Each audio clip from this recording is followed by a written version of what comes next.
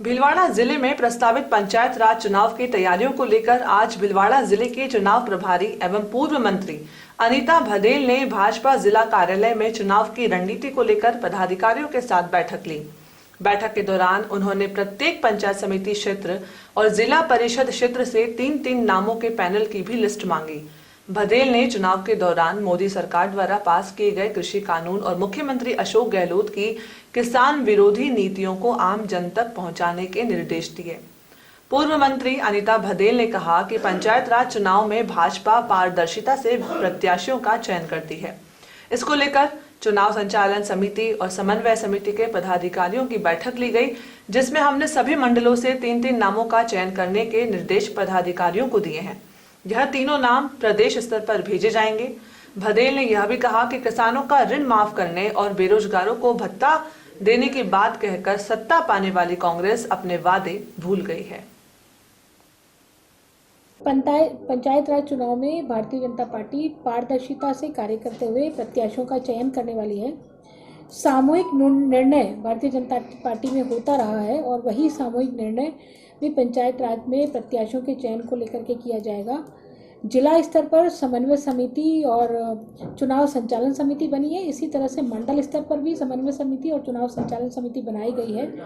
मंडल स्तर पर प्रत्याशी जो भी चुनाव लड़ना चाहता है, जो भी कार्यकर्ता चुनाव लड़ना चाहता है, उनके नामों के आवेदन पत्र आज भराए जा रहे हैं। ये सारे आवेदन पत्र भरने के बाद इन सभी को पैनल में शामिल किया जाएगा और पैनल बनने के बाद में मंडल स्तर पर चर्चा होगी। मंडल स्तर पर चर्चा होने के बाद में जिला स्तर पर चर्चा होगी और जिला स्तर पर चर्चा होने के बाद में 3-3 नामों का पैनल तैयार किया जाएगा।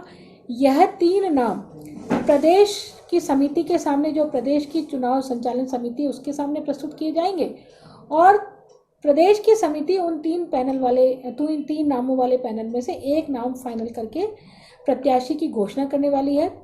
और पार्टी की तरफ से प्रत्याशियों के नामों की घोषणा के उपरांत में चुनाव संचालन समिति का कार्य प्रारंभ होगा। चुनाव संचालन समिति सभी पंचायत समितियों में और जिला परिषद में चुनाव लड़ाने वाली है। कांग्रेस जब से शासन में आई है, जब से सत्ता में आई है, तब से जो वादा करके कांग्रेस सत्ता में आई थी, चाहे वो बेरोजगारों को बेरोजगारी भत्ता देने का वादा हो, चाहे किसानों को 24 घंटे बिजली आपूर्ति की बात हो, चाहे किसानों के कर्जा माफ़ करने की बात हो, चाहे किसानों को कृषि कनेक्शन देने की बात हो, लेकिन एक भी वादा कांग्रेस सरकार ने पूरा नहीं करा। ये वादा पूरा करना तो बहुत दूर की बात है। जो बेनिफिट, जो योजनाएं वसुंधरा जी की सरकार में संचालित थी, उन योजनाओं को इस कांग्रेस सरकार में मुख्यमंत्री अशोक गहलोत ने बंद कर दिया। उसमें किसानों को 800 रुपये सब्सिडी के रूप में मिलते थे कृषि पर, बिजली पर। वो 800 रुपये की सब्सिडी किसानों की आते से अशोक गहलोत जी ने बंद कर दी। बेरोजगारी भत्ते का वादा करके उसको पूरा नहीं किया। आज भी किसान दर दर की ठोकर खाने को मजबूर है कि उसको जो बैंक का कर्जा उसका था, जो नेशनल बैंक थे उनका जो कर्जा था, उन कर्जों को उन्होंने आज तक भी माफ़ नहीं किया। 10 दिन में माफ़ करने की बात करी थी राहुल गांधी ने, वो 10 दिन की जगह 200 दिन से ज़्यादा निकल गए। तो ये बहुत सारे मुद्दे हैं जिन मुद्दों को लेकर के भारतीय जनता पार्टी चुनाव में जाने वाली है।